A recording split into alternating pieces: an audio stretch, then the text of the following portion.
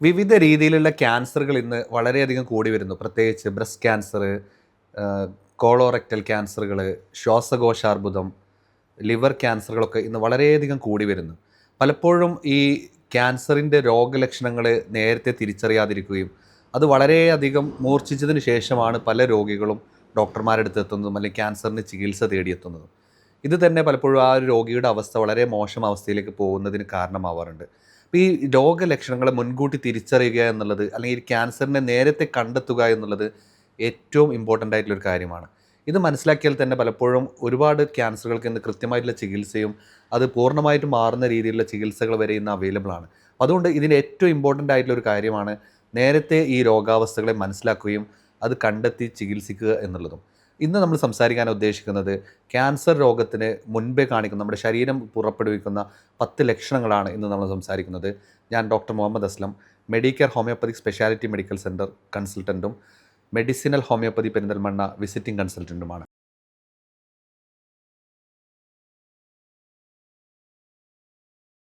Cancer ലക്ഷണങ്ങളിൽ ആദ്യം തന്നെ നമ്മൾ ശ്രദ്ധിക്കേണ്ട ഏറ്റവും പ്രധാനപ്പെട്ട ഒരു കാര്യമാണ് നമ്മുടെ ശരീരഭാരം അമിതമായിട്ട് കുറയുക എന്നുള്ളത്.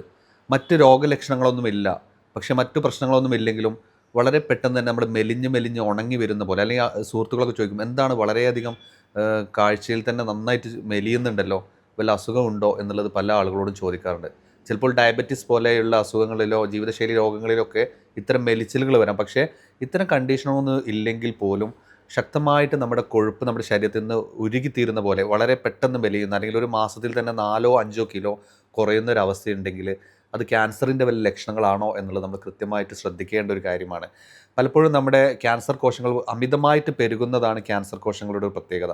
പെട്ടെന്ന് തന്നെ ആ കോശങ്ങൾ വളർന്ന് വലുതാവുകയും അത് ക്യാൻസർ മറ്റുള്ള ഭാഗങ്ങളിലേക്ക് സ്പ്രെഡ് ആവാനുള്ള പലപ്പോഴും സാധ്യതയുണ്ട്. അപ്പോൾ ഇങ്ങനെ കൂടുതലായിട്ട് ഈ കോശങ്ങൾ വളരുന്നത് മൂലം നമ്മുടെ ശരീരത്തിൽ ഉണ്ടാകുന്ന കൊഴുപ്പുകളെയും നമ്മുടെ ശരീരത്തിൽ ഒതുക്കി വെച്ചിട്ടുള്ള കൊഴുപ്പുകളെയും ഫാറ്റിനെയും ഒക്കെ പെട്ടെന്ന് തന്നെ ഉപയോഗിക്കുകയും അതുപോലെ അത് നിമിത്തം പെട്ടെന്ന് തന്നെ നമുക്കൊരു മെലിച്ചിൽ വരാനുള്ള സാധ്യതയുണ്ട് എന്നുള്ളത് നമ്മൾ മനസ്സിലാക്കുക. അപ്പം അത്തരം സാഹചര്യം ഉണ്ടെങ്കിൽ ഒരു ഡോക്ടറെ കൺസൾട്ട് ചെയ്തിട്ട് എന്തെങ്കിലും കാരണങ്ങളുണ്ടോ, ഈ മെലിച്ചിലിന് എന്തെങ്കിലും കാരണങ്ങളുണ്ടോ, ഇത് ക്യാൻസർ ആണോ അതോ മറ്റു വല്ല അസുഖങ്ങളോ ആണോ എന്നുള്ളത് നമ്മളൊന്ന് പരിശോധിക്കുക എന്നുള്ളത് ഏറ്റവും പ്രധാനമായിട്ടുള്ള ഒന്നാമത്തെ ലക്ഷണമാണ്.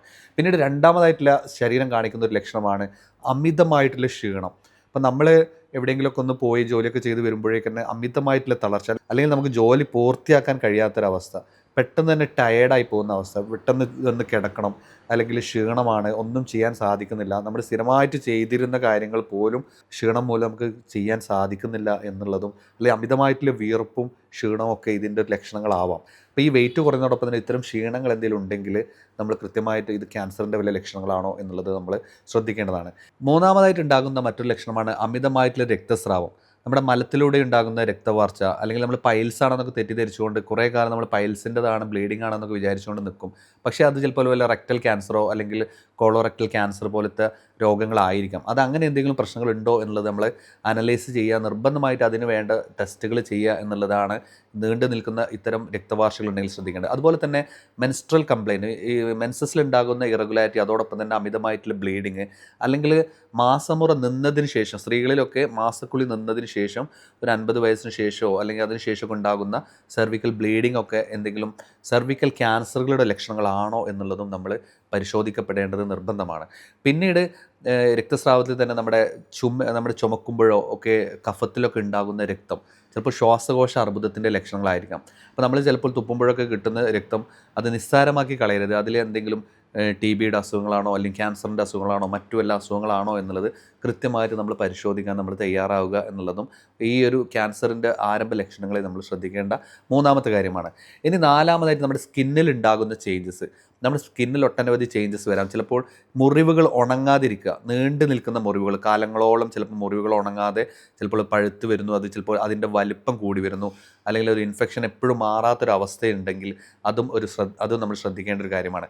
പിന്നീട് അതുപോലെ തന്നെ ചില മറുകുകളുടെ വളർച്ച, അല്ലെങ്കിൽ മറുകുകൾ കൂടുതൽ നമ്മുടെ ശരീരത്തിൽ മറുകുകൾ ഉണ്ടായി വരുന്നൊരവസ്ഥ, അല്ലെങ്കിൽ കറുത്ത കളറിൽ കട്ടിയായിട്ടുള്ള മറുകുകൾ കുറച്ച് നമ്മൾ തൊട്ട് നോക്കുമ്പോൾ തന്നെ കുറച്ച് ഡീപ്പായിട്ടൊക്കെ ഉള്ളിലേക്ക് കട്ടിയായിട്ട് വരുന്ന അവസ്ഥ, ഇതിൽ നമ്മൾ സ്കിൻ ക്യാൻസറിൻ്റെ ലക്ഷണങ്ങളുണ്ടോ എന്നുള്ളത് കൃത്യമായിട്ട് നമ്മൾ പരിശോധിക്കാൻ ഒരു ABCDE എന്ന് പറയുന്നൊരു റൂളുണ്ട്. അത് കൃത്യമായിട്ട് എ എന്ന് പറഞ്ഞാൽ അസിമെട്രി. നമ്മൾ ആ ഒരു മോള് അല്ലെങ്കിൽ ഒരു മോള് വളർച്ചയുണ്ടെങ്കിൽ അതിൻ്റെ പല ഭാഗങ്ങൾ രണ്ട് സൈഡിലും നോക്കുമ്പോൾ ഒരു ഭാഗത്തുള്ള ഒരു വളർച്ചയും ഒരു ഭാഗത്ത് മറ്റൊരു ഭാഗത്ത് ഒരുപോലെ ആയിരിക്കില്ല, അസിമെട്രിക്കൽ ആയിട്ടുള്ള ഒരു ഗ്രോത്ത് ആയിരിക്കും അതിന് കാണാൻ പറ്റുന്നത്. പിന്നീട് രണ്ടാമതൊരു ബി എന്ന് പറയുന്നത് അതിൻ്റെ ബോർഡറുകൾ നമ്മൾ നോക്കുമ്പോൾ വളരെ ഇറഗുലർ ആയിട്ടുള്ള ബോർഡറുകളായിരിക്കും. പിന്നീട് സി എന്ന് പറയുമ്പോൾ അതിൻ്റെ കളർ ഒരു ബ്രൗൺ കളറാവാം, ഒരു റെഡ് കളറാവാം, ഒരു വൈറ്റ് കളറാവാം, പല കളറിലും കളറിലായിട്ടുള്ള ചില മറുകുകളും കാര്യങ്ങളും നമുക്ക് ഫീൽ ചെയ്യുന്നുണ്ടെങ്കിൽ അത് സ്കിൻ ക്യാൻസറിൻ്റെ പ്രശ്നങ്ങളാണോ എന്നുള്ളത് നമ്മൾ നോക്കണം. പിന്നീട് ഡി എന്ന് പറയുന്നത് ഡയമീറ്റർ, അതിൻ്റെ വീതി, അതൊരു മോർ ദാൻ 6 മില്ലിമീറ്ററിനെക്കാട്ടിലും കൂടുതലാണെങ്കിൽ, അല്ലെങ്കിൽ അത് വലിപ്പം വെച്ച് വരും. നമ്മൾ സാധാരണ ഒരു ഇറേസർ, പെൻസിലിൻ്റെ പുറകിലുള്ള ഇറേസറിൻ്റെ ഒരു വലുപ്പമാണ്, അതിലും കൂടുതലായിട്ട് അത് വളർന്നു വരുന്നു, അല്ലെങ്കിൽ ഓരോ മാസം കഴിയുന്നതോടും അതിനൊരു വളർച്ച വെക്കുന്നു, അതിൽ തൊടുമ്പോൾ ബ്ലീഡിങ് വരുന്നു, അല്ലെങ്കിൽ അത് നമ്മൾ ജസ്റ്റ് ടച്ച് ചെയ്യുമ്പോഴേക്കും ബ്ലീഡ് ചെയ്യുന്നു, പെയിൻഫുൾ ആവുന്നു, വളർച്ചയുണ്ട് എന്നുള്ള കാര്യങ്ങളാണെങ്കിൽ നമ്മൾ കൃത്യമായിട്ട് അത് ശ്രദ്ധിക്കണം. പിന്നീട് ഇ എന്ന് പറഞ്ഞാൽ ഇവോൾവിങ്, അത് കൂടുതലായിട്ട് ഇവോൾവ് ചെയ്യുന്ന വളർന്നു വരുന്ന രീതിയിലൊക്കെ ഉണ്ടെങ്കിലും അതൊരു സ്കിൻ ക്യാൻസർ. മറുക് എപ്പോഴും സ്കിൻ ക്യാൻസർ ആവാം എന്ന് ചോദിച്ചാൽ ഈ 5 കാര്യങ്ങൾ നമ്മൾ കൃത്യമായിട്ട് പരിശോധിക്കുക. അങ്ങനെ എന്തെങ്കിലും ഒരു കാരണങ്ങൾ ഉണ്ടെങ്കിൽ കൃത്യമായിട്ട് നമ്മളത് പരിശോധിക്കപ്പെടണം എന്നുള്ളതാണ്. പിന്നീട് നമ്മുടെ വിട്ടുമാറാത്ത ചുമ, ചില ആളുകളിൽ മാസങ്ങളോളം വിട്ടുമാറാതെ ചുമ നിൽക്കും. ചിലപ്പോൾ അലർജിയുള്ള ആളുകൾക്കുണ്ടാവും, അല്ലെങ്കിൽ ആസ്മയുള്ള ആളുകൾക്കുണ്ടാവും. ഇതിനൊക്കെ പുറമെ ഇതല്ലാതെ വിട്ടുമാറാത്ത ചുമ നമ്മൾ നീണ്ടു നിൽക്കുന്നുണ്ടെങ്കിൽ, അല്ലെങ്കിൽ ഒരു സ്മോക്കറാണ്, ഒരു പുക വലിക്കുന്ന ആളാണ് എന്നുണ്ടെങ്കിൽ, അദ്ദേഹം വിട്ടുമാറാതെ ചുമ നിൽക്കുന്നുണ്ടെങ്കിൽ നിർബന്ധമായിട്ടും നമ്മൾ അതോടൊപ്പം തന്നെ ചിലപ്പോൾ കഫത്തിൽ ബ്ലഡ് ഉണ്ടാവാം, അതുപോലെയുള്ള പ്രശ്നങ്ങളൊക്കെ ഉണ്ടെങ്കിൽ നമ്മൾ നിർബന്ധമായിട്ടും അത് ശ്രദ്ധിക്കണം, ഇത് ക്യാൻസറിൻ്റെ എന്തെങ്കിലും പ്രശ്നങ്ങളാണോ എന്നുള്ളത്. പിന്നീട് നമ്മൾ ശ്രദ്ധിക്കേണ്ട ഒരു കാര്യമാണ് നമ്മുടെ ദഹന പ്രശ്നങ്ങൾ.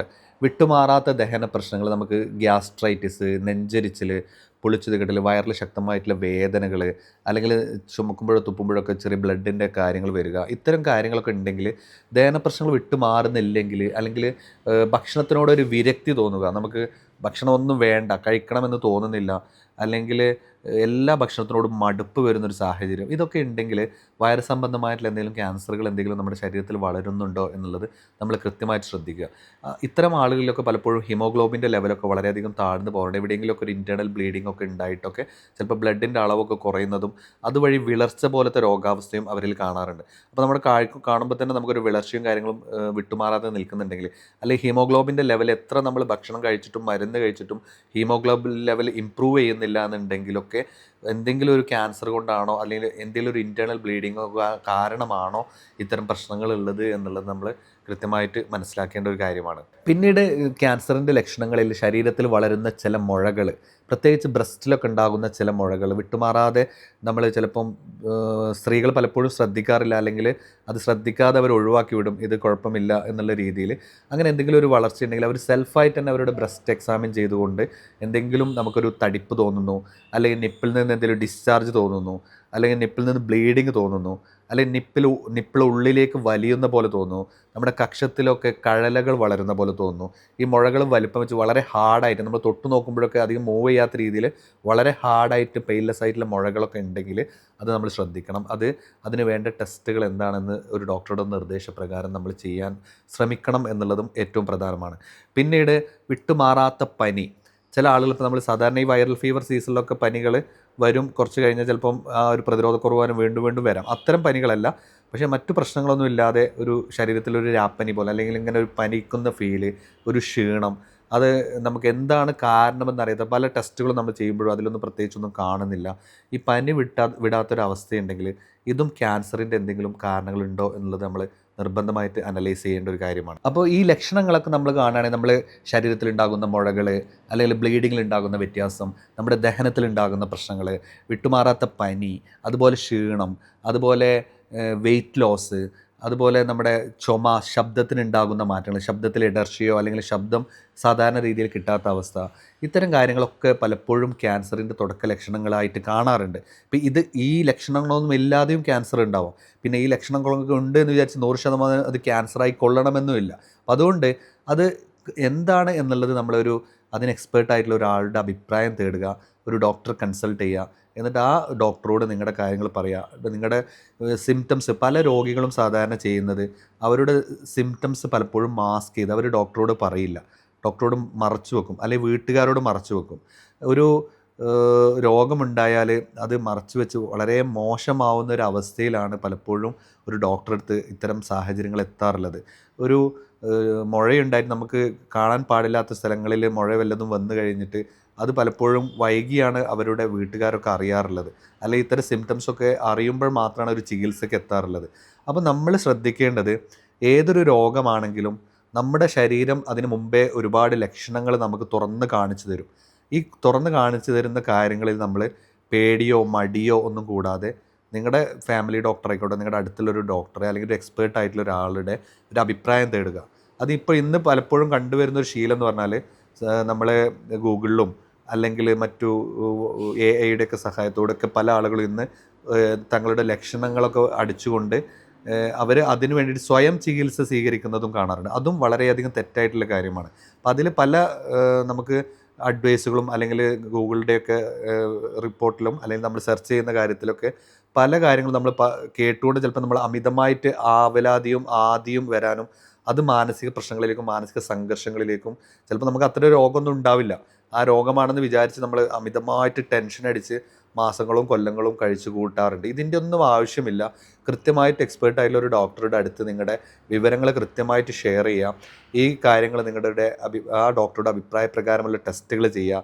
അത് ആ രോഗമാണെങ്കിൽ അതിന് വേണ്ട കൃത്യമായിട്ടുള്ള ചികിത്സകൾ സ്വീകരിക്കുക എന്നുള്ളതാണ്. അല്ലാതെ നമ്മൾ അമിതമായിട്ട് ആങ്സൈറ്റി വെച്ചിട്ടോ ക്യാൻസർ ആണല്ലോ ഞാൻ മരിച്ചു പോകുമെന്ന് വിചാരിച്ച് ടെൻഷൻ അടിച്ചിട്ട് കാര്യമില്ല.